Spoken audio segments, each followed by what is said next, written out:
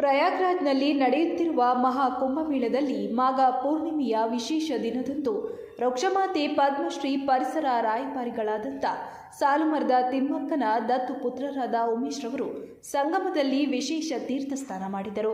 ಈ ಸಂದರ್ಭದಲ್ಲಿ ವೃಕ್ಷಮಾತೆ ಸಾಲುಮರದ ತಿಮ್ಮಕ್ಕನವರ ಕಷ್ಟ ಸುಖಗಳಲ್ಲಿ ಬೆನ್ನೆಲುಬಾಗಿ ಹಾಗೂ ಮನೆಯ ಹಿರಿಮಗನಂತಿರುವ ಸರಳ ಸಜ್ಜನ ಬಡವರ ಬಂಧು ಡಾಕ್ಟರ್ ಜಿ ಪರಮೇಶ್ ರವರಿಗೆ ಮತ್ತು ಅವರ ಕುಟುಂಬಕ್ಕೆ ಒಳ್ಳೆಯದಾಗಲಿ ಎಂದು ಅವರ ಪರವಾಗಿ ಸಾಲುಮರದ ತಿಮ್ಮಕ್ಕನವರ ದತ್ತು ಪುತ್ರ ಉಮೇಶ್ ರವರು ಪುಣ್ಯ ಸ್ನಾನ ಮಾಡಿ ಒಳ್ಳೆಯದಾಗಲಿ ಮತ್ತು ಅವರ ಕನಸುಗಳೆಲ್ಲ ನನಸಾಗಲಿ ಎಂದು ಬೇಡಿಕೊಂಡಿದ್ದಾರೆ.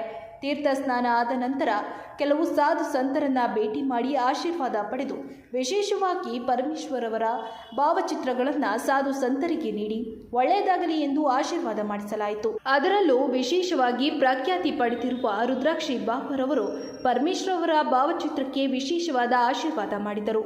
ಇನ್ನು ಈ ಸಂದರ್ಭದಲ್ಲಿ ಚೀರನಹಳ್ಳಿಯ ಪ್ರವೀಣ್, ಆಲೂರಿನ ಸಚಿನ್, ತರೀಕೆರೆಯ ಚೇತನ್ ಟಿ ಸೇರಿದಂತೆ ಎಲ್ಲರೂ ಜೊತೆಯಾಗಿ ಭಾಗಿಯಾಗಿದ್ದರು.